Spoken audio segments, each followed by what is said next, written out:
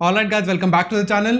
अब इस वीडियो में मैं बात करने वाला हूँ एक ऐसे क्वेश्चन के बारे में जो कि मुझसे काफ़ी पूछा गया है यूट्यूब के कमेंट सेक्शन में, इंस्टाग्राम पे भी कई बार, कि how to start coding and motivated कैसे रहे अपनी इस जर्नी में। अब मैं काफ़ी सारे रोड मैप बना चुका हूँ related to Flutter, DSA, React Native, बट ये वीडियो एक रोड मैप नहीं है, बल्कि ये वीडियो आपको हेल्प करेगी उन बाकी सारे रोड मैप्स को एफिशिएंटली यूज करने में। This will give you a high level picture. जितने भी रोड मैप्स वगैरह बताया मैंने, वो सारे एक्सटर्नल प्रिपरेशंस हैं कि आपको रिसोर्सेज कौन से यूज करने हैं, आपका प्लान ऑफ एक्शन क्या होना चाहिए। बट ये जो वीडियो है ये आपको मेंटली प्रिपेयर करने के लिए है, बिकॉज अगर आप मेंटल गेम जीत जाते हो then you are half way there. Now let me get one thing straight, coding सीखना इजी नहीं है। It is really tough and it is really boring, specially if you are learning DSA। काफी लोगों के साथ दिक्कत ये आती है कि उन्हें पता ही नहीं होता स्टार्ट कैसे करें। वो काफी सारे रोड मैप्स देखते हैं, काफी सारे रिसोर्सेज देखते हैं, but in the and they and up being confused. उन्हें पता नहीं होता उनके लिए बेस्ट कौन सा एंड कौन सा फॉलो करना चाहिए। कुछ लोग जो स्टार्ट भी कर पाते हैं उन्हें डिमोटिवेशन की प्रॉब्लम आती है, यानी कि लॉन्ग टर्म में वो मोटिवेशन नहीं बनी रहती जो कि शुरू के 1-2 हफ्ते में रहती है। शुरू के 1-2 हफ्ते में वो बहुत सारे क्वेश्चंस करते हैं, बहुत मन लगा के पढ़ते हैं, बट लॉन्ग टर्म में वो कंटिन्यू नहीं हो पाता। सो इस वीडियो का एम यही है कि आपकी ये दोनों दिक्कतें दूर हो सके, एंड इसके अलावा 2-3 चीजें जो मैं आपके साथ डिस्कस करना चाहता हूँ which will make your learning experience a lot better. So let's dive straight in.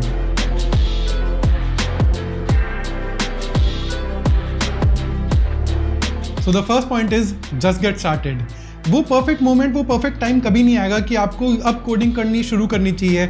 मैंने काफ़ी लोगों को देखा है कि वो प्रोक्रेस्टिनेट करते हैं कि महीने की पहली तारीख से कोडिंग करना स्टार्ट करूंगा, या फिर न्यू ईयर से कोडिंग करना स्टार्ट करूंगा, कोडिंग सीखना स्टार्ट करूंगा।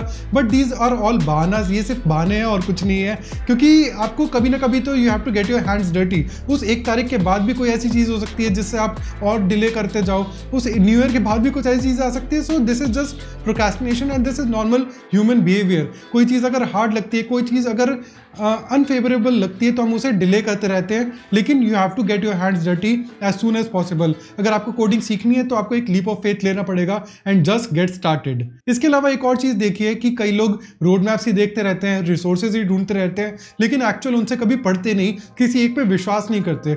अगर एक पे विश्वास करते भी हैं तो हफ्ते 2 हफ्ते बाद उसे दोबारा चेंज करते हैं एंड दोबारा रोड मैप्स देखने लग जाते हैं, तो उन्हें इन चीज़ों में मजा आने लग जाता है। This is also another form of procrastination. आपको इस रिसोर्स लैंड में, इस रोड मैप लैंड में बिल्कुल नहीं फंसना है। आपको किसी पे तो भरोसा करना पड़ेगा। कोई बड़े यूट्यूबर हो उस पर भरोसा कर लो, अगर मेरे रोड मैप्स पसंद आ रहे हैं तो मेरे पे भरोसा कर लो, बट आपको एक पाथ सेलेक्ट करना है एंड उसे फॉलो करना है। आपको कुछ रिसोर्सेज जो आपको अच्छे लगते हैं, जो आपके लिए सूटेबल हैं, वो ढूंढने हैं, वो फाइंड आउट करने हैं एंड आपको उनको फॉलो करना है लॉन्ग टर्म में। सो आप इस चीज़ में मत पड़ जाओ कि रोड मैप्स को, रिसोर्सेज को आप बिंज वॉच करने लग जाओ। To make the full use of them आपको एक चीज़ सेलेक्ट करनी पड़ेगी एंड उसे फॉलो करना पड़ेगा लॉन्ग टर्म में। मेरा अगला पॉइंट है कि focus on quality over quantity. अब मेरे से यूट्यूब के कमेंट सेक्शन में काफ़ी ये पूछा जाता है कि भैया हम फ्लटर के साथ साथ नेटिव एंड्रॉइड भी कर लें, जावा के साथ साथ हम C++ भी कर लें, पाइथन भी कर लें, क्या है बेनिफिशियल होगा, थोड़ा बहुत वेब भी कर लें। तो मेरा एक ही जवाब होता है कि focus on one thing and उसमें मास्टर बनो, अपना इंटरेस्ट फिगर आउट करो, उसमें मास्टर बनो। मैं अपना एग्जाम्पल देता हूँ। 2017 में मैं एंड्रॉइड डेवलपमेंट कर रहा था, तब रिएक्ट नेटिव आई, हर जगह शोर मच गया कि अब तो एंड्रॉइड डेवलपमेंट की डेथ होने वाली है, डिके कर जाएगा 4-5 साल में and React Native will take over. मैंने भी थोड़ा बहुत फोमो में सीखना शुरू कर दिया रिएक्ट नेटिव, बट तब मेरे एक दोस्त ने मेरे को एडवाइस दी कि एक चीज़ पकड़, उसमें मास्टर बनते को एंड्रॉइड आती है, इसमें ही लगा रहे, इसमें मास्टर बन, and that was the best advice that I got. अब भी रिएक्ट नेटिव है, 2021 हो गया, 17 से 4 साल हो चुके हैं, अब भी रिएक्ट नेटिव है, लेकिन एंड्रॉइड अभी भी कहीं नहीं गई है, इनफैक्ट ग्रो ही कर रही है। जो बड़ी कंपनीज हैं वो अब भी नेटिव एंड्रॉइड में ही करती हैं, क्योंकि रिएक्ट नेटिव कभी उसकी परफॉर्मेंस मैच कर ही नहीं पाएगी, अभी तक तो नहीं कर पाई एंड मेरे को नहीं लगता कि वो आगे भी कर पाएगी, बिकॉज परफॉर्मेंस डिफरेंशियल बहुत ज़्यादा है एंड अभी भी एंड्रॉइड की मार्केट बहुत हॉट है। इनफैक्ट अगर आपको नेटिव एंड्रॉइड डेवलपमेंट आती है तो इसको एक तरह से बेनिफिशियल समझा जाता है रिएक्ट नेटिव की जॉब्स के लिए भी। तो ऐसा नहीं है कि आप बहुत सारी चीज़ें कर लोगे तो आपको कुछ ज़्यादा बेनिफिट हो जाएगा। एक चीज़ पकड़ो एंड उसमें मास्टर बनो, ऐसा बनो कि आपको उसमें कोई हिला ना पाए, यानी कि अगर आपसे उससे कोई क्वेश्चन पूछ ले, कोई टफ क्वेश्चन पूछ ले, कोई कॉन्सेप्चुअल क्वेश्चन पूछे तो आपको आना चाहिए। एंड परफेक्शन हासिल करने से एक और फायदा ये होता है कि आपको डर निकल जाता है आपके अंदर से कि अगर आगे जाके जॉब मार्केट श्रिंक भी हुई तो भी कंपनीज जो कि एंड्रॉइड डेवलपमेंट में या नेटिव एंड्रॉइड डेवलपमेंट में बहुत ज़्यादा फोकस करती हैं, वो डेफिनेटली आपको अप्रोच करेंगी because you are a leader in your field. And इससे एक और चीज़ होगी कि आपके अंदर से इंटरव्यूज का डर निकल जाएगा, क्योंकि आपको पता है कि आपको कॉन्सेप्ट्स इतनी अच्छी तरह आते हैं, आप कोई भी एंड्रॉइड का इंटरव्यू एस कर सकते हो।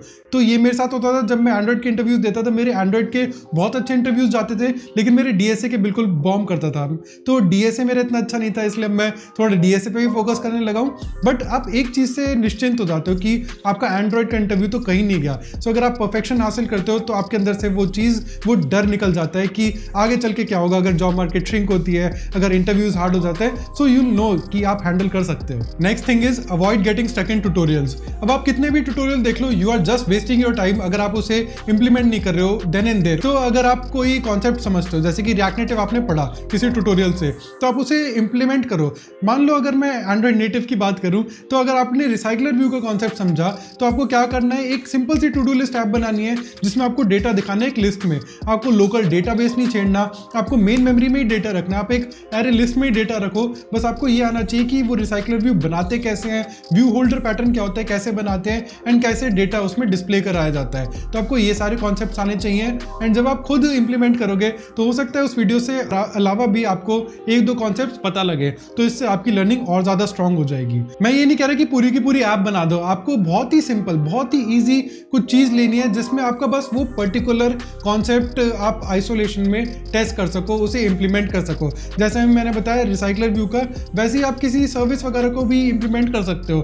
आप बस सर्विस को रन करो, आपको सर्विस रन करना हो जाएगा, उसमें डेटा पास करो एंड वो डेटा एक टेक्स्ट व्यू में अपने स्क्रीन पे दिखा दो। It is as simple as that. इसको बनाने में आधा एक घंटा लगेगा मैक्स टू मैक्स। तो आप ये चीजें कर सकते हो, पूरी ऐप नहीं बनानी, बस उस कॉन्सेप्ट को आपको अप्लाई करना है। दिस वे आप ट्यूटोरियल का बेस्ट यूज कर पाओगे एंड बस उसे नेटफ्लिक्स की तरह बिंज वॉच नहीं करोगे। ट्यूटोरियल्स की अपनी एक जगह है, they help you get started, they help you understand the concept, लेकिन अगर आपको उसमें अंडरस्टैंडिंग अपनी पक्की करनी है तो आपको वो कॉन्सेप्ट डेफिनेटली इंप्लीमेंट तो करना पड़ेगा। तो ये वीडियो अगर अभी तक पसंद आ रही हो तो इसको लाइक कर देना ताकि ये ज्यादा से ज्यादा लोगों तक पहुंचे एंड चैनल को सब्सक्राइब कर देना फॉर माई मोटिवेशन।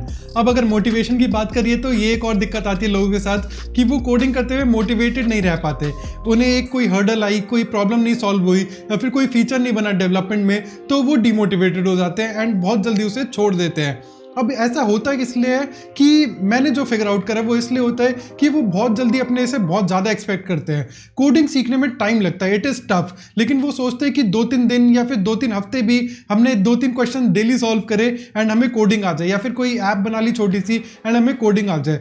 मैं अभी 4 साल से एंड्रॉइड कर रहा हूँ, लेकिन अब भी मैं ये नहीं कह सकता कि मेरे को एंड्रॉइड अच्छी तरह आ गई है। कोई ना कोई ऐसा टॉपिक डेफिनेटली होगा जो मेरे को नहीं आता होगा, कोई ना कोई कॉन्सेप्ट ऐसा होगा जो मैं मिस कर जाऊंगा एंड डेली नई चीज़ें आ रही हैं एंड्रॉइड डेवलपमेंट में, पुरानी चीज़ें डेप्रिकेट हो रही है। तो this is a life long learning process. ऐसा नहीं होता कि आपने थोड़ा टाइम कुछ करा एंड आपको एकदम से सब चीज़ें आ गई। अपने आपको टाइम देना पड़ेगा। The best way to approach is कि अपने आप को टाइम दो। आप अपने आप से कुछ एक्सपेक्ट मत करो पहले 1 से 2 महीने में, उसके बाद आप धीरे धीरे देखोगे जब आप खुद से एक्सपेक्ट नहीं कर रहे तो आप अपने आप को जज भी नहीं करोगे एंड फिर धीरे धीरे आपसे क्वेश्चन सॉल्व होने लग जाएंगे। पहले आपको धीरे धीरे पैटर्न दिखेगा एंड फिर इवेंचुअली आपसे क्वेश्चंस खुद ही सॉल्व होने लग जाएंगे। बट आपको इसके लिए टाइम देना पड़ेगा, आपको इंपेशेंट नहीं होना है। Give yourself time and don't जज योरसेल्फ टू अर्ली। कई बार डिमोटिवेशन इसलिए भी होती है कि आपने किसी के कहीं सुने पे कुछ चीज़ शुरू कर दी, AIML पढ़ना शुरू कर दिया, लेकिन फिर इवेंचुअली देखा कि उसमें तो स्टैट्स और मैथ्स बहुत ज़्यादा लगती है एंड वो आपकी चीज़ नहीं है, आपको पसंद नहीं आ रही and then you end up giving it up. तो मैं ये कहूँगा कि पहले हर चीज़ ट्राई कर लो, यानी कि AIML भी ट्राई कर ली महीने भर, फिर वेब, एंड्रॉइड, सब चीज़ें थोड़ी थोड़ी ट्राई कर ली, सबका टेस्ट ले लिया, फिर आपको पता लग जाएगा कि आपका इंटरेस्ट किस में, कौन सी चीज़ आपके लिए बनी है। एंड एक और रीज़न ये भी होता है कि हम बहुत ज़्यादा कोई टफ चीज़ चुन लेते हैं एंड हमारा स्किल सेट बहुत कम होता है। जैसे कि एंड्रॉइड अभी आपने शुरू ही करी है और आप सोचो कि आप एक नेक्स्ट लेवल ऐप बना दो कोई जिसमें रूम डेटाबेस यूज़ हो रहा हो, डैगर 2 यूज़ हो रहा हो, तो दिस इज़ इम्प्रैक्टिकल। बहुत लोग अब भी हैं जो एक्सपीरियंस एंड्रॉइड डेवलपर हैं, उन्हें भी डैगर 2 यूज़ करना अभी अच्छी तरह नहीं आता। सो आप अगर सोचो कि आपने अभी सीखा है और अभी एकदम से आप इंप्लीमेंट कर दो इसे एक प्रोडक्शन लेवल ऐप पे, तो ऐसा नहीं हो पाता। सो अपने स्किल सेट से आपको मैच करना पड़ेगा अपना चैलेंज। अभी मैं एक बुक पढ़ रहा था जिसका नाम है फ्लो, उसमें लिखा था कि अगर आपका स्किल सेट बहुत ज़्यादा है और आपका चैलेंज बहुत कम है तो आपको बोरियत होने लगेगी। अगर आपका चैलेंज बहुत ज़्यादा, आपका स्किल सेट बहुत कम है, तो आपको जो है डिमोटिवेशन बहुत जल्दी हो जाएगी क्योंकि आप उस चीज़ को कर नहीं पाओगे, अचीव नहीं कर पाओगे। सो आपको एक बैलेंस बनाना है अपने स्किल सेट और अपनी चैलेंज में, तब आप एक फ्लो की स्टेट में आ जाते हो and that is the optimal state for learning. तो आपको अपने चैलेंज और अपनी स्किल सेट को बैलेंस करना पड़ेगा। My next point is project based learning.